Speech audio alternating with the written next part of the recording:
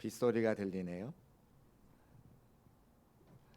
빗소리가 들리니까 두 가지 생각이 나는 것은 참 운치 있다 이런 생각을 합니다. 요즘에 교회를 다 새로 지으니까 빗소리를 제대로 들으면서 예배드릴 수 있는 교회가 흔치 않은데 중국 교회는 빗소리를 들으면서 예배할 수 있는 아름다운 교회인 것을 여러분 꼭 기억하시기를 주의 이름으로 축복합니다. 또 빗소리를 들으니까 집에 문 열어놓고 왔는데 걱정하시는 분들이 많을 것 같아서 이미 늦었습니다. 그러니까 예배 시간에 문 열어놓은 거 걱정하지 마시고 예배를 빨리 끝내드릴 테니까 그래서 걱정 내려놓으시고 집중하면서 예배했으면 좋겠다는 그런 마음 듭니다. 옆에 계신 분과 인사하실 때에 우리는 한 가족입니다 하시면서 인사하시겠습니다. 우리는 한 가족입니다. 다시 한번 인사하실까요? 교회를 사랑합시다. 인사하시겠습니다. 교회를 사랑합시다. 지난주에는 맥주감사 주일로 지난 6개월간 우리에게 허락하셨던 하나님의 은혜와 사랑을 기억하고 우리가 감사와 찬양의 예배를 함께 올려드렸습니다. 그러다 보니까 느헤미야 강해 설교를 한 주간 하지 못했는데요. 오늘 느헤미야 5장 말씀을 통해서 계속해서 이어가려고 생각하다가 1장부터 4장까지 내용을 간략하게 한번 정리를 하고 말씀을 진행하면 좋겠다 그런 생각이 들게 되었습니다. 하나님으로부터 이스라엘 백성들의 어려운 이야기를 듣고 나서 느헤미야가 성벽 재건을 위해 예루살렘으로 가야 되겠다 이렇게 결단하게 됩니다. 그런데 아닥사스다 왕의 허락을 받는 것이 쉬운 일이 아니었습니다. 그래서 그가 기도했을 때에 하나님의 선하신 손길로 인도하심을 받아 모든 것이 순적하게 진행되어지고 예루살렘에 잘 도착하게 되었습니다. 예루살렘에 도착한 이후에 성벽 재건하는 일이 또 쉽지 않았던 것은 이방 민족들의 회방으로 성벽을 올리는 것이 쉽지 않았다는 것을 우리가 이미 말씀을 통해서 확인하게 되었죠. 특별히 지난 4장의 말씀 보니까 외부로부터 성벽 재건 공사를 중단시키려고 하는 공격이 있었고 그 일에 대해서 느헤미야가 당황하지 아니하고 또 기도로 준비했고 여러 가지 구체적인 것들을 통해서 그 대적들을 물리치고 성벽 재건 공사를 이어가는 모습을 확인할 수가 있었습니다. 그리고 오늘 우리가 함께 읽은 5장 말씀에 보면 그 성벽을 재건하는 일에 또 다른 방해자가 생긴 것을 볼 수가 있는 것이죠. 그들이 누구였는가? 지금까지는 외부로부터의 공격으로 성벽을 지어 올리는 것이 어려웠다면 지금 5장에 나오는 것은 내부로부터 이스라엘 백성들의 그 내부로부터 어려움이 생겨서 하나님의 거룩한 사명을 잘 감당하지 못하게 되었다 우리에게 말씀하고 있는 것이죠. 그러니까 이 말씀은 하나님께서 우리에게 이 말씀을 주시는 것은 하나님의 선하고 복된 사명을 감당할 때에 외부로부터의 어려움도 있지만 우리 교회 내부로부터의 어려움도 있기 때문에 그 일을 잘 감당하지 못할 때도 있다라고 하는 것을 우리에게 말씀하고 있습니다. 그리고 느헤미야가 오늘 어떻게 했는지를 살펴보면서 우리가 하나님의 거룩한 일을 감당하려고 할 때에 우리 속으로부터 나오는 또 우리 공동체 안에서 나오는 그런 어려움들을 어떻게 해결하고 이겨낼 수 있는가에 대한 말씀을 하나님께서 오늘 우리에게 하고 계시는 것이죠. 이 말씀을 통해서 우리의 신앙과 믿음을 다시 한번 점검하고 하나님의 큰 은혜와 능력에 힘입어 사명 잘 감당할 수 있는 중국교회 모든 성도의 삶이 되시기를 주님의 이름으로 축복합니다. 그렇게 성벽을 재건하는 하나님의 사역을 회방하는 새로운 대적들이 등장하게 되는데 그들이 누구인가 1절 말씀 보니까 그 형제 유다 사람이라고 기록하고 있고 그 형제 유다 사람은 7절에 보니까 귀족들과 민장들이다라고 기록하고 있습니다. 그러니까 귀족들과 민장들은 누구냐면 이스라엘 백성들을 다스리고 이스라엘 백성들을 섬기고 이스라엘 백성들을 인도해야 되는 리더들이었다고 하는 거예요. 삶이 힘들고 어려우면 하나님께서 맡겨주신 백성들을 지도하는 자리에 세워주셨으면 그들을 섬기고 이끌고 인도하는 것이 마땅인데 그들이 이스라엘 백성들이 사명 감당할 때 걸림돌이 되고 그들에게 오히려 낙심과 절망을 주는 역할을 감당했다고 하는 것입니다. 느헤미야에게 들려오는 소식이 있었다고 하는 거죠. 백성들의 원망하는 소식이었습니다. 특별히 1절 말씀 보니까 아내와 함께 와서 부르짖어 원망했다고 기록하고 있어요. 속담인지는 잘 모르겠는데 암탉이 울면 집안이 망한다는 이야기를 우리가 다 잘 알고 있습니다. 물론 부정적인 의미가 좀 있긴 하지만 반대로 생각해 볼 때에 암탉이 사랑하는 여성이 우리의 아내가 얼마나 중요한 위치에 있는가를 알려주는 그런 구절일 겁니다. 암탉이 울면, 아내가 울면 집안이 힘들고 어려워진다고 하는 거잖아요. 그러니까 오늘 이스라엘 백성들의 말 가운데 아내와 함께 와서 느헤미야에게 부르겠다고 하는 것은 그들의 먹고 사는 것이, 그들의 삶의 형편이 얼마나 힘들고 어려워졌는지를 알 수 있다고 하는 거죠. 교회도 마찬가지입니다. 교회에 우리 살림살이를 맡아 감당하시는 여선교회가 힘들다, 어렵다 말씀하시면 그 교회가 위험하다고 하는 겁니다. 우리 여선교회는 어떤가요? 다 얼굴이 행복하시네요. 네. 여러분, 우리 교회 여선교회를 위해서 늘 중보하시고 함께 위로하시고 격려해 주시기를 주의 이름으로 부탁을 드립니다. 여선교회 개사회도 있고 또 내 생애 최고의 복날, 또 우리 삼계탕 삶아서 지역사회 섬기는 일도 준비되어 있습니다. 그 일을 누가 감당합니까? 여선교회 회장들만 감당한다고요? 아니요. 남선교회도 오시고 여선교회도 오시고 청정년으로 오시고 교역자도 함께 해서 우리 교회 잔치가 돼야지, 누구에게만 맡겨놓고 내일 아니야라고 말씀하시는 것은 형제를 또 자매를 사랑하는 것이 아니고 교회를 사랑하는 것이 아님을 오늘 말씀을 통해서 확인할 수 있다고 하는 것이죠. 자, 그렇다면 이스라엘 백성들의 경제적인 고통이 얼마나 심각했는가, 그 원인과 이유는 무엇인가 짧게 세 가지로 살펴보도록 하겠습니다. 첫 번째 원인은 이방 사람들과의 소통이, 이방 사람들과의 무역이 더 이상 되어지지 않기 때문에 힘들고 어려운 거죠. 지금 이스라엘 백성들은 성벽 안에서 생활을 하고 이방 사람들은 성벽 밖에서 생활하기 때문에 잘 살기 위해서는 그들과 함께 교역을 해야 되는데, 그들이 군대로 하여금 공격했을 때에 그들을 무찔렀으니 이 밖에 있는 이방 사람들이 마음에 해코지를 하려고 더 이상 이스라엘 사람들과 교역하지 않는 거예요. 그래서 그 성 안에 있는 사람들만 가지고 삶을 살아야 되니까 여러 가지 부족한 것이 많고 힘들고 어려운 삶이 되었다고 하는 것이죠. 두 번째는 3절 말씀 보니까 흉년이 들었다 이런 말씀하고 있습니다. 땅이 있어도 농사를 지어서 거두려면, 소출을 거두려면 풍성한 은혜가, 풍년이 들어야 되는데 흉년의 때가 왔기 때문에 거두어 먹을 것이 없는 어려움을 당했다고 하는 거예요. 또 4절에 보니까 세금이 막중하다라고 기록하고 있습니다. 농사를 지어서 소출을 얻어 그곳으로 세금을 내야 되는데 소출을 얻어서 세금 내는 것은커녕 땅을 팔아서라도 그 세금을 다 낼 수 없으니 힘들고 어려운 삶이 되었다고 하는 것이죠. 이렇게 백성들이 힘들고 어려우면 그들의 리더로 세움받은 귀족들과 민장들이 어떻게 됩니까? 살 길을 제시하고 그들과 함께 어려움을 공감하고 또 자신의 고간을 내어서 백성들과 함께 먹고 마시고 삶을 이어가야 되지 않겠느냐 하는 거예요. 그런데 안타깝게도 이스라엘 백성들의 리더였던 귀족들과 민장들이 그런 삶을 살지 아니하고 오히려 그 백성들로 하여금 도구 삼아 자신의 배만 불리는 그런 삶을 살게 하는 것을 말씀을 통해서 확인할 수가 있는 것이죠. 첫 번째로는 돈을 빌릴 수밖에 없는 상황에 놓인 형제들에게 높은 이자를 받고 돈을 빌려주었다 기록하고 있습니다. 7절 말씀 화면에 올려주시고 같이 한번 읽어보겠습니다. 시작. 너희가 각기 형제들에게 높은 이자를 취하는도다. 아멘.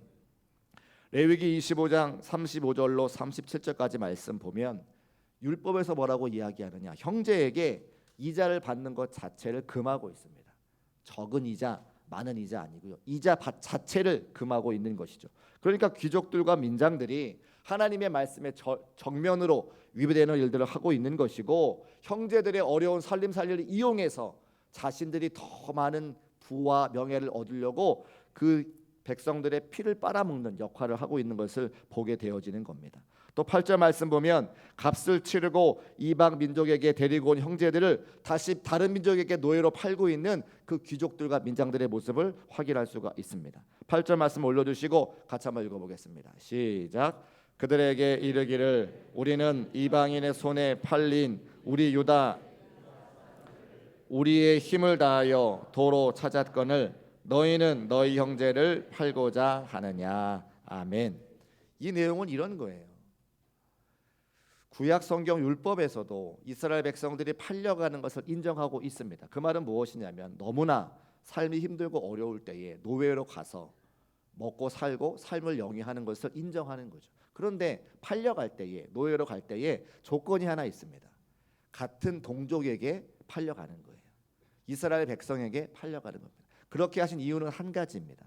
하나님의 언약 백성이기 때문에 이방인에게 팔려가는 것이 아니라 같은 동족에게 팔려가면 함께 언약을 기억할 수 있는 이스라엘 민족이고, 하나님께서 정하신 안식년 7년의 때가 되면 그가 다시 자유인으로 회복되어져 그가 자유로 돌아올 때에 많은 포도주와 양을 통해서 살아갈 수 있도록 그렇게 율법으로 정해놨어요. 그러니까 지금 이스라엘 백성들의 삶이 너무나 힘들고 어려워서 같은 동족에게 노예로 팔려갈 수 있는데, 그 돌아온 사람들을 지금 귀족들과 민장들이 다른 이방 민족에게 다시 판다고 하는 거예요.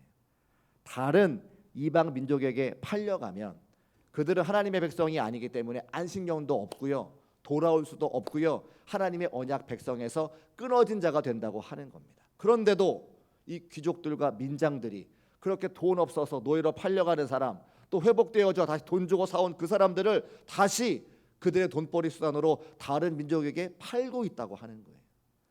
얼마나 극악무도합니까?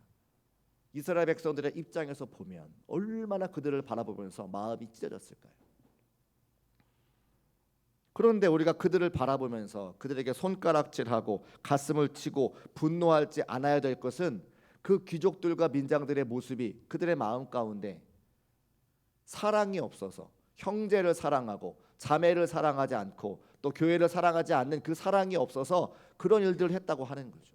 바꾸어 말하면 우리 삶에 고스란히 대입해 보면 우리가 함께 모여 신앙생활하는 교회 공동체를 우리가 얼마나 사랑하고 있는가, 옆에 함께 신앙생활을 하는 형제와 자매를 내가 얼마나 사랑하고 있는가, 우리 스스로에게 물어봐야 된다고 하는 겁니다.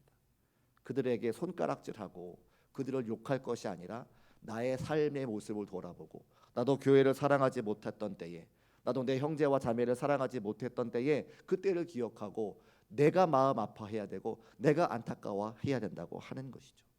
느헤미야가 이 모든 백성들을 한 자리에 모아서 대집회를 열고 그때 구체적으로 귀족들과 민장들에게 공개적으로 그 잘못을 지적하는 거예요.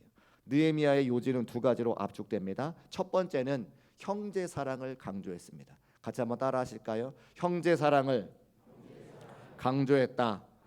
우리 8절 말씀 다시 올려두시고 같이 한번 읽어보겠습니다. 시작. 우리는 이방인의 손에 팔린 우리 형제 유다 사람들을 우리의 힘을 다하여 도로 찾았거늘. 아멘.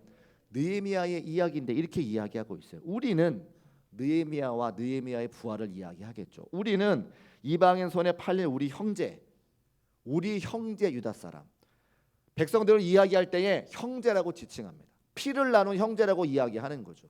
그들이 그냥 남남이 아니라 우리와 함께 피를 나눈 형제들이야라고 느헤미야가 고백하는 거예요. 우리가 오늘 함께 예수님의 살과 피를 먹고 마실 때 우리도 예수님의 살과 피를 함께 먹고 마시기 때문에 한 형제가 되심을 믿음으로 고백하시기를 주의 이름으로 축복합니다.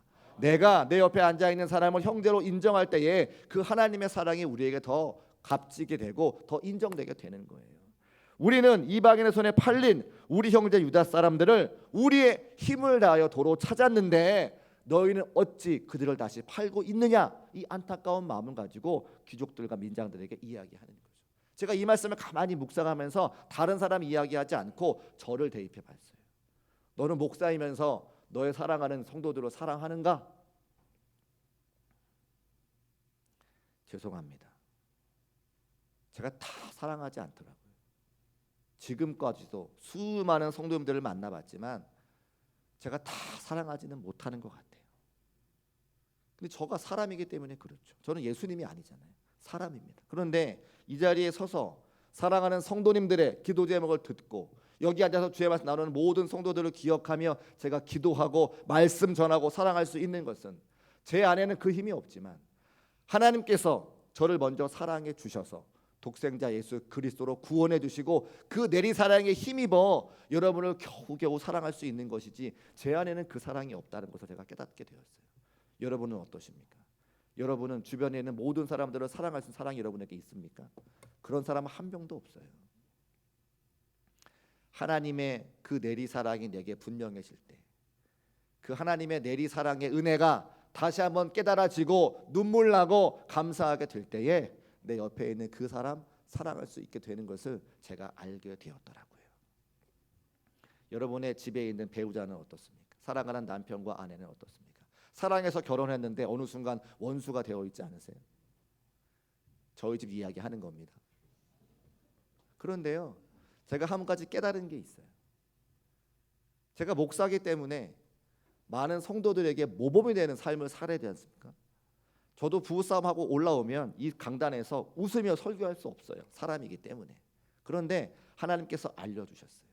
저희 집에 있는 제 아내와 제 자녀들을 똑같이 바라보지 말고 그들을 성도처럼 하나님의 사랑으로 섬기는 대상으로 생각하면 제가 그 예수님의 사랑에 힘입어 제 아내와 아이들을 사랑할 수 있게 되더라고요.